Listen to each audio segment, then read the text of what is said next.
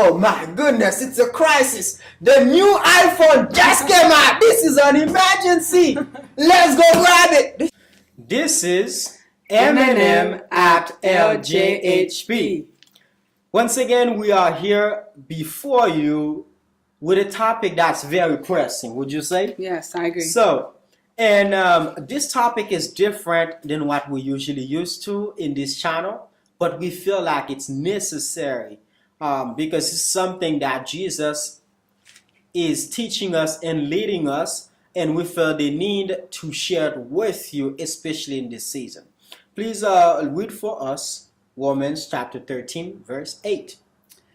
Owe no one anything except to love each other, for the one who loves another has fulfilled the law. Okay, so the only thing you owe anyone, you should owe anyone, is love. So we're going to speak of 4 different points today, and throughout those points we're going to explain what they are, and also we're going to show you how you can achieve these 4 key concepts. What exactly is the first one? The first one is to pay off your credit cards. Exactly. As we said, we promised to talk about money, and there it is. Pay off those credit cards. Yep. There are reasons to why you must pay off your credit card. First of all, the interest is too high for you to hold on to a credit card balance. Mm-hmm. We're not saying in any way, shape, or form not to use your credit card. This is not what we're saying. But from this day forward, if you owe anything on your credit card, even if it's $1, that's right, do not use the credit card up until you pay off that $1. And from there, once you pay it off, here's actually what the Lord says for us to do, and we want to extend that to you. Once you pay off that balance, now you can put your everyday purchase on the credit card and pay it off before they send you the bill. That way, in the process, you don't ever have a balance. At the same time, you're building up your credit. Yeah. Okay? This is something that Jesus is leading us to and teaching us. So we want to extend that teaching onto you. What exactly is the next thing we need to pay off? The next step is to pay off your mortgage. Exactly.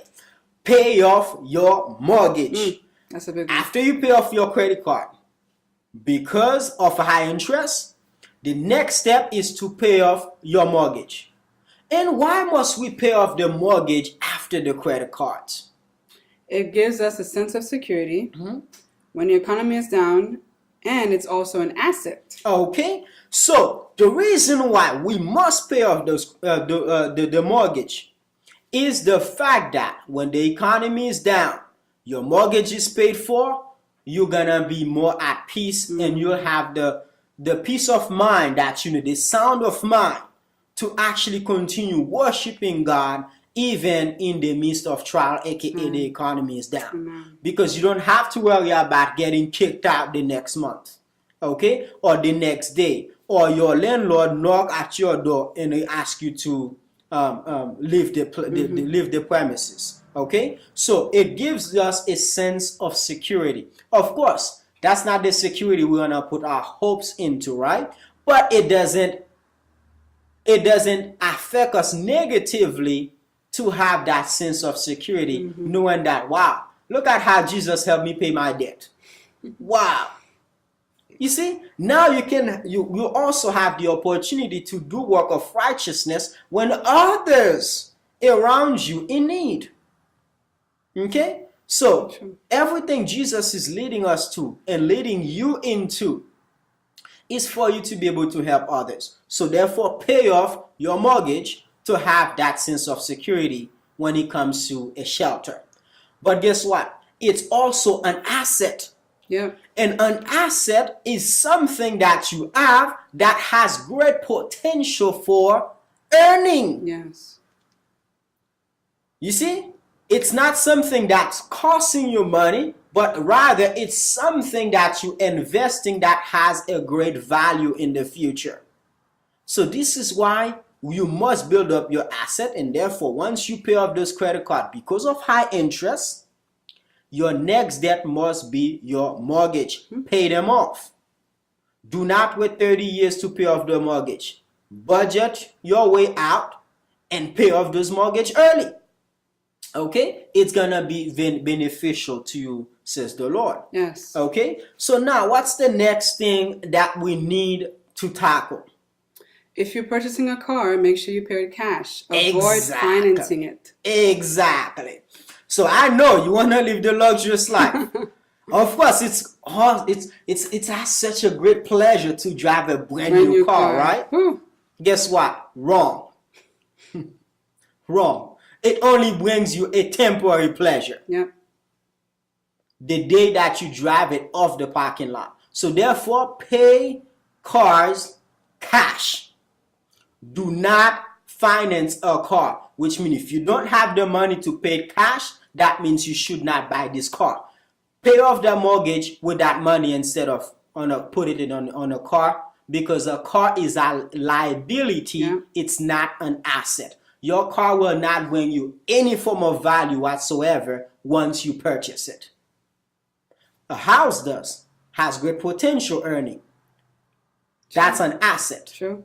A car is a liability, aka it costs you money to own a car. Not saying you should not have a car and start catching the bus. That's not what we're saying. Mm-hmm. We have cars. Yeah. But guess what? We're not making monthly payment on them. Nope. We pay them cash. That way, one payment, the amount that we can afford, that's the amount we purchase the car. Cash. No financing. So that way, you can again lift up some of those weight off of your shoulder when it comes to your monthly expense. Okay? So, what exactly is the next thing? Pay off your student loans. Okay, exactly. So, in the process of you paying your credit card, if you feel like the student loans are holding you back, call those, pretty much whoever hold your student loans. Call them up, and inform them that you need forbearance for the moment. What's wrong with that? You're not default. Your loan is not default, so therefore you're good. Call and ask for forbearance.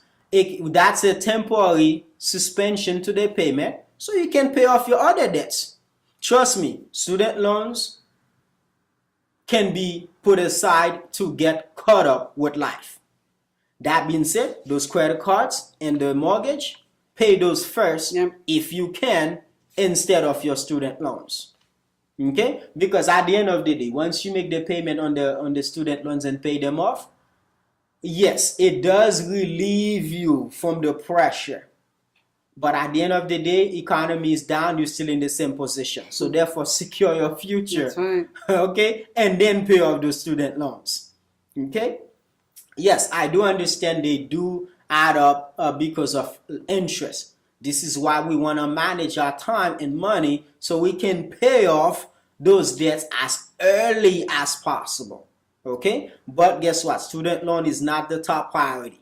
Credit card first, followed by your mortgage, if you have one. Mm-hmm. But of course, if you don't have one, I guess student loans will follow. But if you have a mortgage, pay off those mortgage second.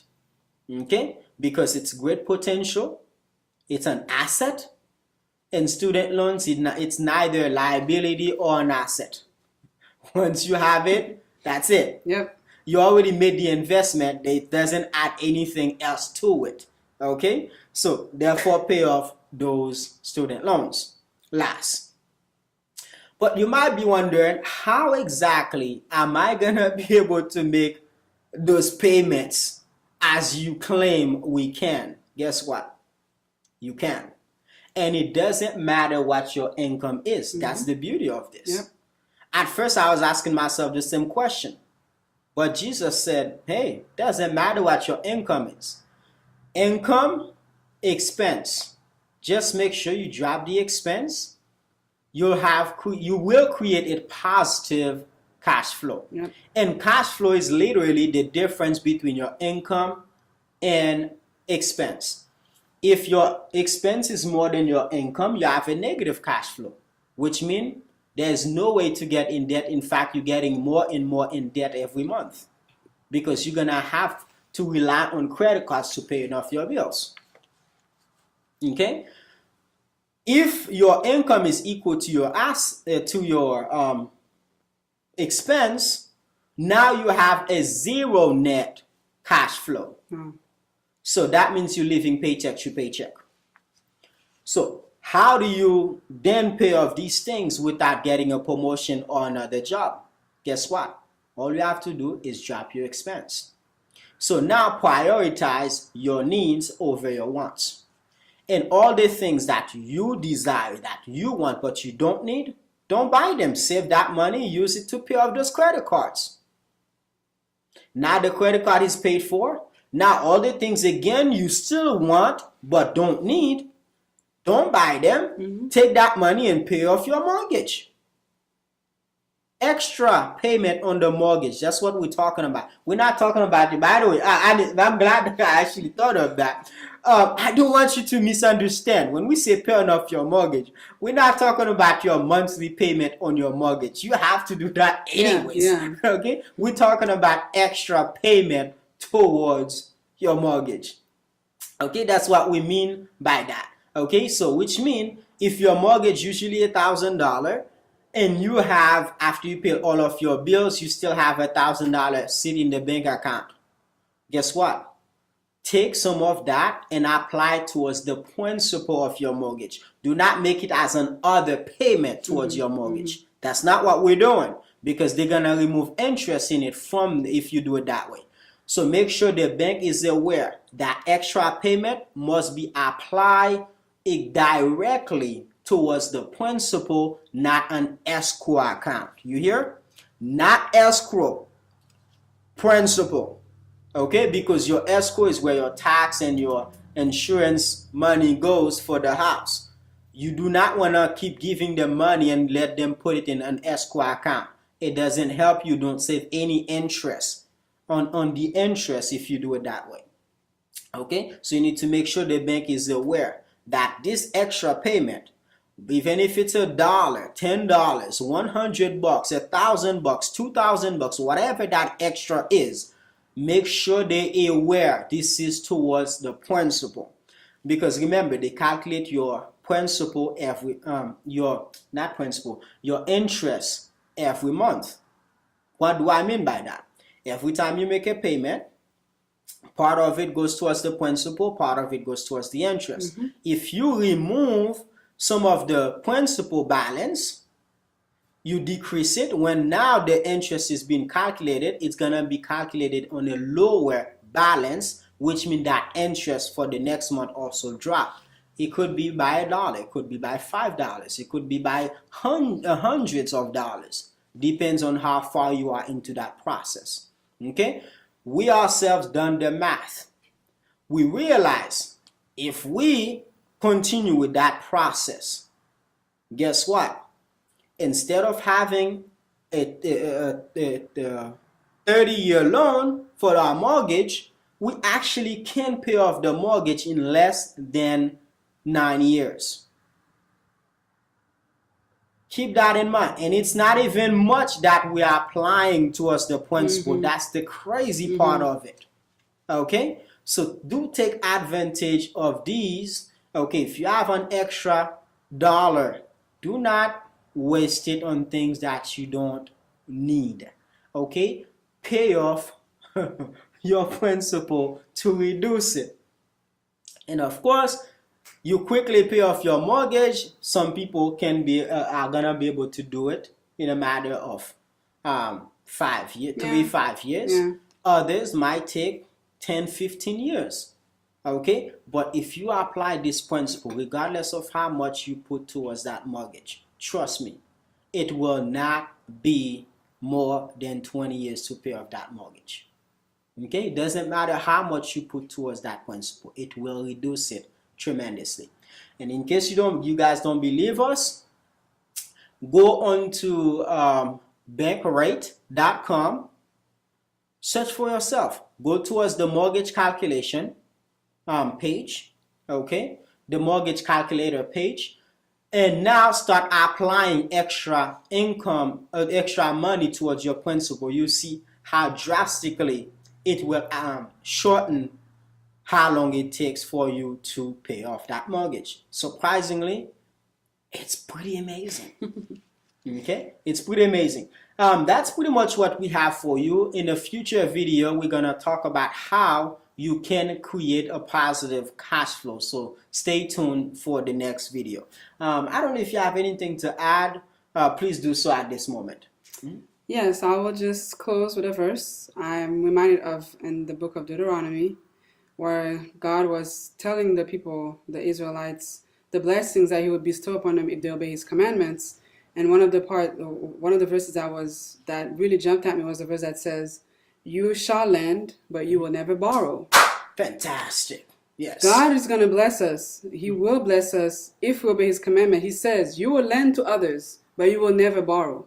But that doesn't necessarily mean that we have to be foolish and the way that we handle our finances. So just as we spoke to you today, just be wise in the actions that you take. And in the next video, of course, we're going to go more in depth.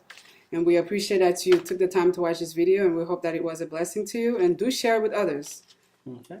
And if you have anything more specific, maybe because some of you guys are young, maybe a mortgage do not apply, whatever your situation is, your debt is, let us know in the comment.